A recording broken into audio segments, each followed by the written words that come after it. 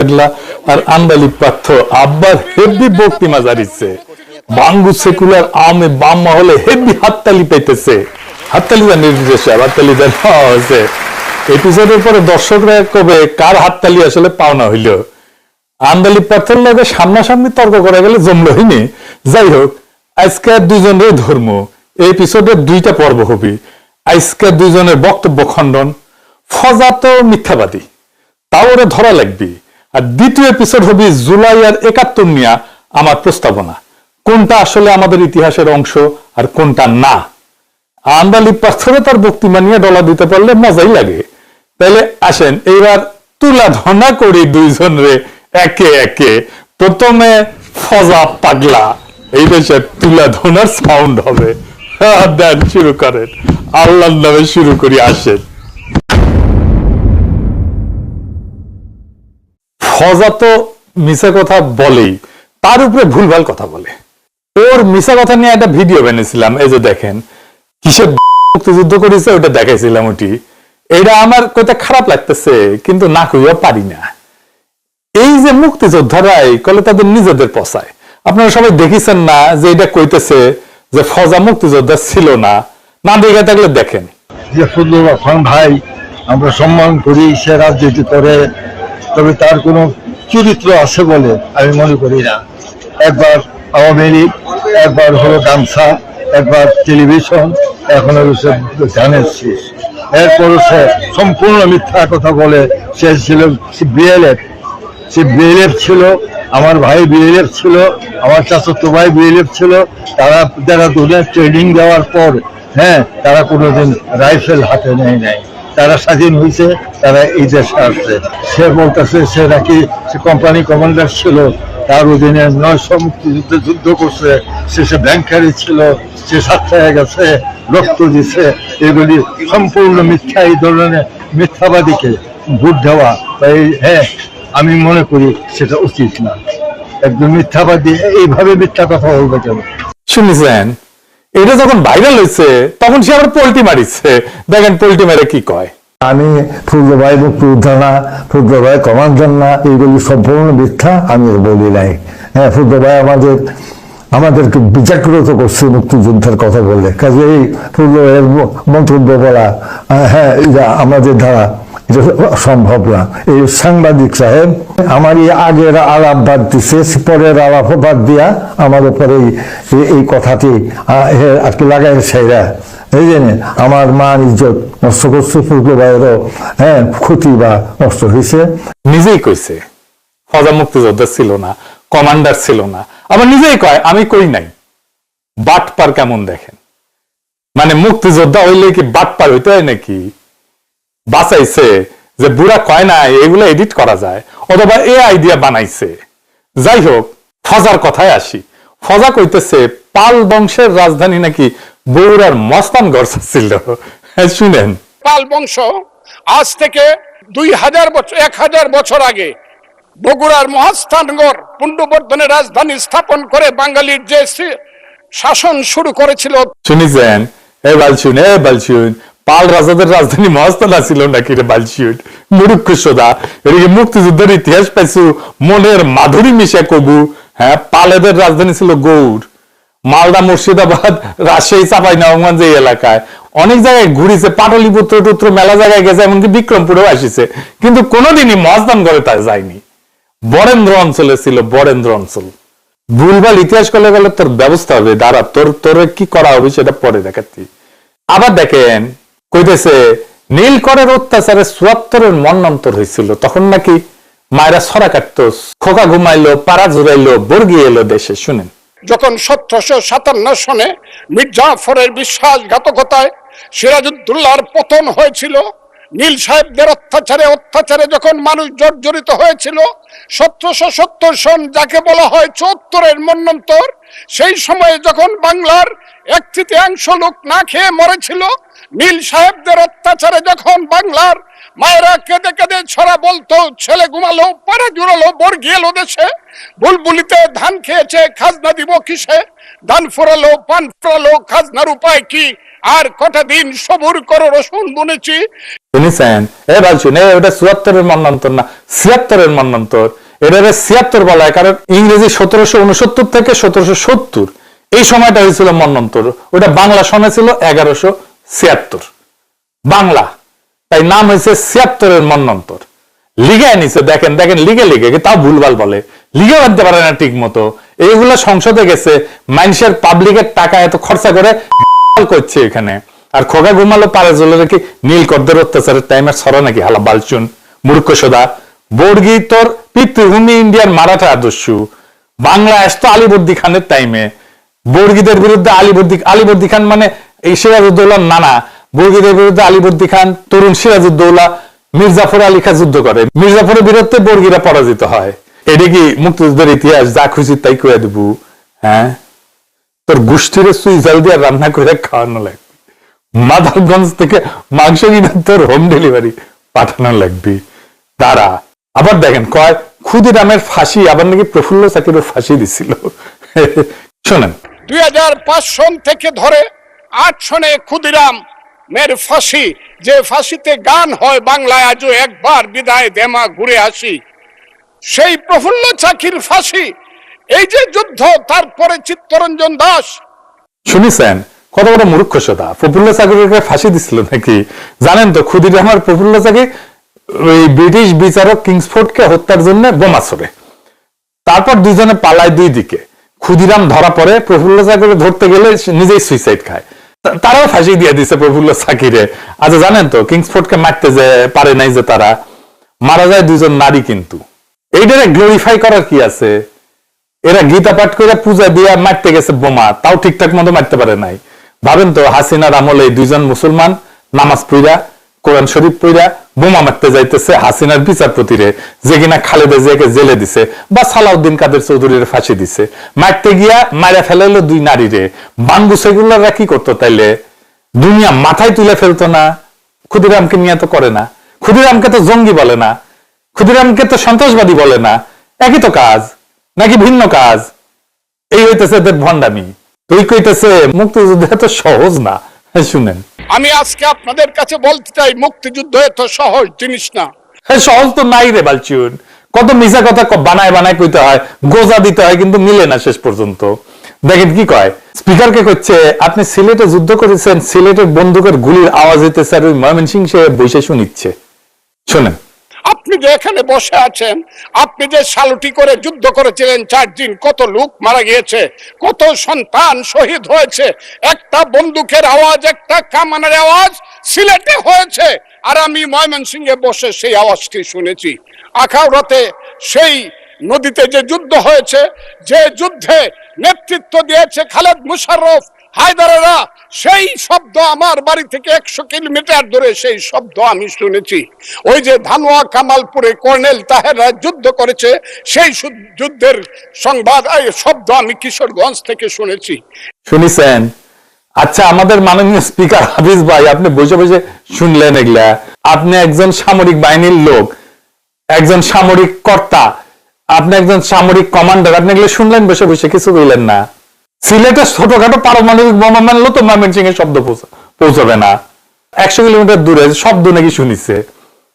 তারপর কালামপুরের যুদ্ধের শব্দ নাকি শুনিছে কিশোরগঞ্জ থেকে, ওটা ২০০ কিলোমিটার দূরে। দেখেন, ইতিহাস কইতেছে ৮ মিনিটে কতগুলা মিছা কথা বানায় বানায় কইল। পাবলিকের টাকা খরচা করে সব বালসাল জোকার গুলা মেতাকার করে সংসদ ভবনে। আবার দেখেন কইতেছে শিল্পকলার গান হইতে দেয় নাই প্রেসিডেন্টের আমলে, বাউল গান হইতে দেয় নাই। শুনেন, আমি আজকে আপনাদের কাছে প্রশ্ন রাখতে চাই, ৫ই আগস্টের পরে কি হলো? আমাকে একটু ৫ই আগস্টের পরে কি হলো আপনারা জানেন? এইখানে ইউনূস সরকার ছিল, আমি শিল্পকলার সামনে থাকি, একটা গান হইতে পারে নাই, একটা নাটক হইতে পারে নাই, একটা লালনের গীতি হইতে পারে নাই, একটা বাউল গান হইতে পারে নাই। সবকিছু কালো শক্তি ধ্বংস করে দিয়েছিল। শুনেছেন? এই যে দেখেন, অন্তর্বর্তীকালীন সরকারের সময় বিভিন্ন স্তরে সাংস্কৃতিক আয়োজনে হামলা হইল। শিল্প একাডেমিতে সারা দেশে স্বাধীনতা দিবস, বিজয় দিবস, অন্যান্য দিবসে বিভিন্ন অনুষ্ঠান হয়েছে, বাউলদের নিয়ে সাধু সঙ্গ হয়েছে, গান হয়েছে, নাটক হয়েছে, লালন গীতি হয়েছে। এইগুলো এরা কয়, এই মিশা কথা কেন কইলো? এগুলো এক্সপান্স কেন করা হইলো না? এর গোষ্ঠীর সুই জাল দিয়ে রান্না করে খাওয়ানো উচিত, খাওয়া দেন এডিটর সাহেব এবার। আমি তোর গোষ্ঠীরে চুই ঝাল দিয়ে রান্না করে খাওয়ামু, ওরে মাদার গঞ্জ থেকে মাংস কিনে তোরে হোম ডেলিভারি পাঠামু, আমি তোর গোষ্ঠীরে চুই ঝাল দিয়ে রান্না করে খাওয়ামু। খাইছু, হোম ডেলিভারি পাইছু? হ্যাঁ, হলা বালসুদ ফজা পাগলা। সে আবার নালিশ করে, ফজা পাগলা যারা বলে তারা নাকি অসভ্য। শুনেন, তারা আমাকে ফজা পাগলা বলে কথা বলে, উনি একদিনই তা বলেন। তারা নাকি সভ্য, তারা নাকি ইসলাম। শুনেছেন, ও নিজেই ফজা পাগলা উপাধি পেয়ে উচ্ছ্বসিত হয়েছিল, পারলে নাচে। এই যে দেখেন কি কয়, এই পেপারও আসিছে, এডিটর সাহেব ভিডিও দেখান। কাজে পাগলা তো সাংঘাতিক ব্যাপার। হ্যাঁ, কিশোরগঞ্জের পাগলা মসজিদ আর কিশোরগঞ্জের ফৌজি পাগলা, ঠিক আছে। পাগলা তো সাংঘাতিক একটা উপাধি আমাকে দিছে। আমি এটা চিন্তা করে বাইর করছি যে আমাকে পাগলা বললো কেন এইসব এই মৌলানা নামদারি লোকেরা। দেখলেন যে ঠিকই বলছে। দেখেছেন? আচ্ছা বলেন, তোর কি মাথা মাথা ঠিক আছে? নাই তো, পুরাই আওলায় গেছে। এই হইতেছে মুক্তিযুদ্ধের বীর আইকনিক ফিগার। এই মুক্তিযুদ্ধ কি মাল তাইলে বুঝেন? তাইলে মুক্তিযুদ্ধ তাইলে কি জিনিস? এই সংসদে রাজাকার করে হুঙ্কার দেয়। দেখেন, আমি বলতে পারবো কিনা কথাটা আপনি, এই আলবদর রাজাকারের বাচ্চারা এখনো কিন্তু ফজলুর রহমানদের মতো মুক্তিযোদ্ধারা জীবিত আছে। এই দেশে মুক্তিযুদ্ধ হয়েছে। দেখেছেন, হাসিনাও এক রাজাকারের বাচ্চা করে হেলিকপ্টারে ভাগিছে। এই যে দেখেন, তার মানে কি মুক্তিযুদ্ধের সন্তান নাতিপুতিরা কেউ মেধাবী না, যত রাজাকারের বাচ্চারা নাতিপুতি হলো মেধাবী, তাই না? তার মানে কি মুক্তিযুদ্ধের সন্তান নাতিপুতিরা কেউ মেধাবী না, যত রাজাকারের বাচ্চারা নাতিপুতি হলো মেধাবী, তাই না? তারপরে সেই ঐতিহাসিক মিছিল শুরু হলো ঢাকা বিশ্ববিদ্যালয়। ইতিহাস পাল্টায় গেল, তুমি কে আমি কে, রাজাকার রাজাকার।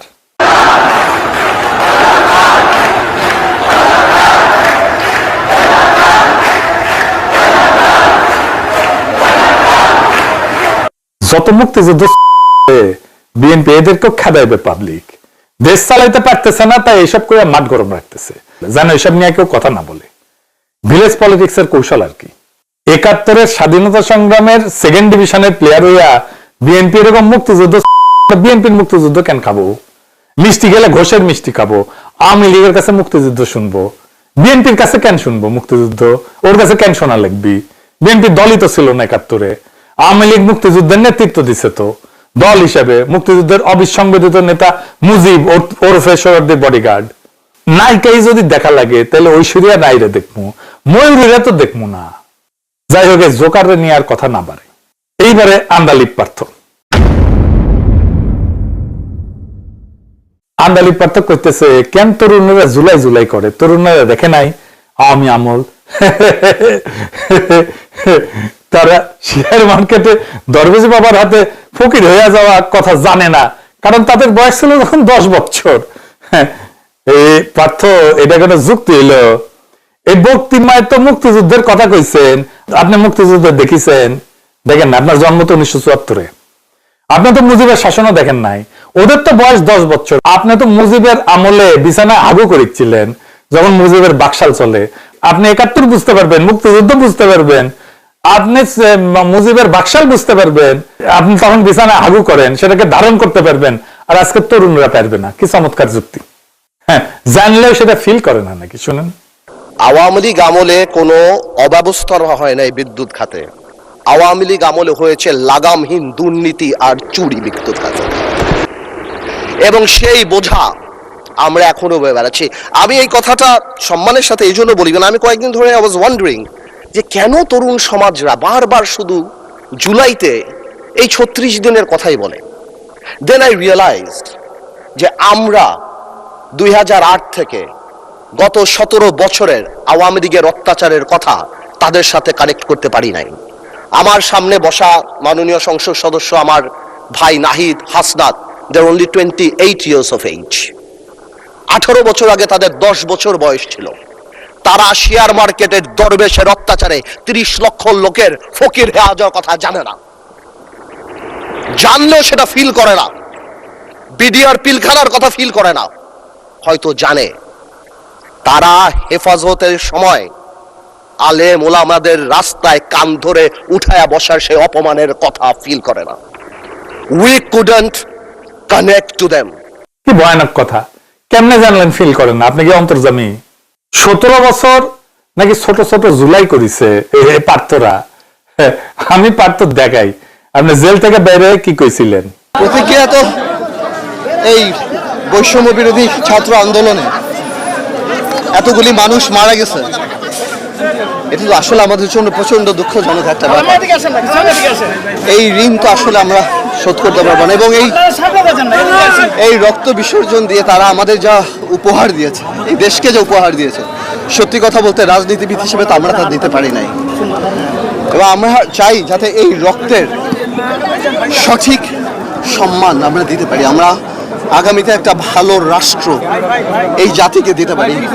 আমরাও 17 বছর অনেক কষ্ট করেছি, অনেক কিছু করেছি, হয়তো কাঙ্ক্ষিত লক্ষ্যে পৌঁছাতে পারিনি। মহান আল্লাহ হয়তো এতগুলি রক্তর মাধ্যমেই এই জিনিসটা আমাদেরকে দিয়েছে। আমি একদিকে তো অবশ্যই ওদের আত্মার রুহুর মাগফিরাত কামনা করি, অন্যদিকে এই দুঃখের মধ্যেও জাতিকে অভিনন্দন যে জাতি একটা ইনশাআল্লাহ নতুন বাংলাদেশ দেখতে পাবে সামনে। এই নতুন বাংলাদেশ বানাইতেছেন, এই আপনার কৃতজ্ঞতা। হ্যাঁ, আপনি যে পার্থ এত বাক্য জানলেন ফ্যাসিস্ট শাসন নিয়ে, আপনার ফ্যাসিস্ট আমলে তো হাসিনার প্রশংসা করতে করতে কাইট হয়ে পড়ে যেতেন। সোহরাওয়ার্দীর বডিগার্ড তো আপনার প্রেরণা ছিল। আমি ব্যানে ব্যানে করছি না, আপনি নিজেই কইছেন। দেখেন কি কইছিলেন, রিটা সাহেব দেখান, শোনায় দেন। আর আপনি যদি মনে করেন হ্যাঁ ইন্সপিরেশন কার কোনটা ভালো লাগে, সেক্ষেত্রে আই এম ভেরি ওপেন। আমি যে কারো কোয়ালিটি ভালো যেটা সেটা আমি গ্রহণ করতে পারি। আমি বঙ্গবন্ধুর বলিষ্ঠতা আমার খুব পছন্দ, আমার মামা শেখুল হক মনির অর্গানাইজিং ক্যাপাসিটি আমার খুব পছন্দ, বর্তমান প্রধানমন্ত্রী যেভাবে ক্রাইসিস হ্যান্ডেল করে সেটা আমাকে খুব মুগ্ধ করে। শুনেছেন? আচ্ছা, আর এক কথা বলি, আপনি তো 2019-এ বিএনপি জোট ছাড়িয়েছিলেন। এবার দেখেন ঘোষণা দিয়াই 2022-এ যখন বিএনপি সমমনা 12টা দল নিয়ে জোট করলো, সেটা তো গেলেন না। জোট ছাড়ার পরে আপনার দলের কোন সিগনিফিকেন্ট রাজনৈতিক কর্মসূচি ছিল না। তো আপনি তরুণদের টানতে পারেননি কইতেছেন, তরুণদের বুঝাইতে পারেননি কইতেছেন, আপনার দলের আদর্শ কর্মসূচি বুঝাইতে পারছেন, আপনার দল বড় হয় না কেন? আপনি যে কইলেন অসংখ্য জুলাই করেছেন, এটা তো বাংলাদেশের মানুষ দেখেছে, তাই না? ঈদের পরে আন্দোলন আর কেসি গেটের মধ্যে থেকে স্লোগান দেওয়া, বালুর ট্রাক সরাইতে না পারা, এগুলো বলেন না কেন? সারা দেশের মানুষ তো তাকাইছিল বিএনপির দিকে, একটা লড়াইয়ের নেতৃত্ব দেবে বিএনপি, হাসিনাকে খেদানোর নেতৃত্ব দেবে, তৈরি ছিল তারা। পারে নাই বিএনপি, আপনার জোট পারে নাই। এক অভাবনীয় ঘটনা ঘটছে, তরুণদের হাতে, রাজনীতির কিছুই জানে না তারা, তাদের হাতে নেতৃত্ব দিয়ে দিছে মানুষ, লিডারশিপ দিয়ে দিছে সারা দেশের মানুষ। আপনি যে কইলেন তরুণদের আপনারা কানেক্ট করতে পারতেছেন না, আপনি কানেক্ট করবেন কিভাবে? আপনি তো আপনার নিজের ভাইরাই ঠিক করতে পারেন নাই। আপনার ছোট ভাই তো যুবলীগের কেন্দ্রীয় সহসভাপতি, আপনার বাইরে ফ্যাসিবাদ দেখাতে পারেন নাই। ও করে কেন ফ্যাসিবাদীর দল? দেখেন কইতেছে ব্যবসায়ীরা কবিতা লিখছে, তোমাকে চাই। কেউ কবিতা বলেছে তুমি আমার প্রথম, তুমি আমার দ্বিতীয়। আপনারা শুনেন নাই? আমরা শুনেছি। How disgusting!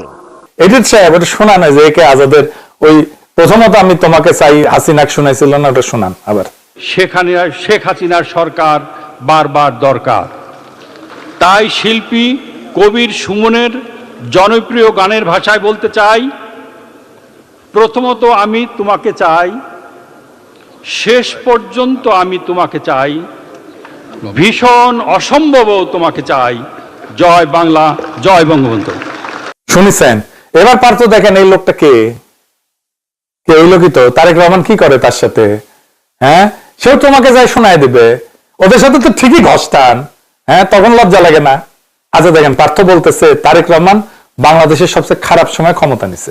শুনুন, আরেকটা রিজন বোঝা দরকার যে মাননীয় প্রধানমন্ত্রী তারেক রহমান সাহেব বাংলাদেশের ইতিহাসের সবচেয়ে খারাপ সময় বাংলাদেশের দায়িত্ব নিয়েছে।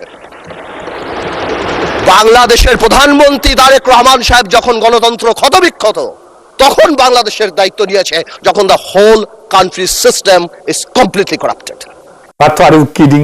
হ্যাঁ, কোন সময় ক্ষমতা আসছিল? পুলিশ নাই, থানা খালি করে পালায় গেছে, ট্রাফিক পুলিশ পর্যন্ত নাই, বিচারপতি নাই, আমলারা নাই, সরকার ছিল না 5 তারিখ থেকে 8 তারিখ পর্যন্ত। যখন ক্ষমতা নিচ্ছে কোনো সরকারের হাত থেকে ক্ষমতা নেয়নি, সারা দেশ ধ্বংসস্তূপ, ইন্ডিয়ার মধ্যে বাচ্চারা বন্যা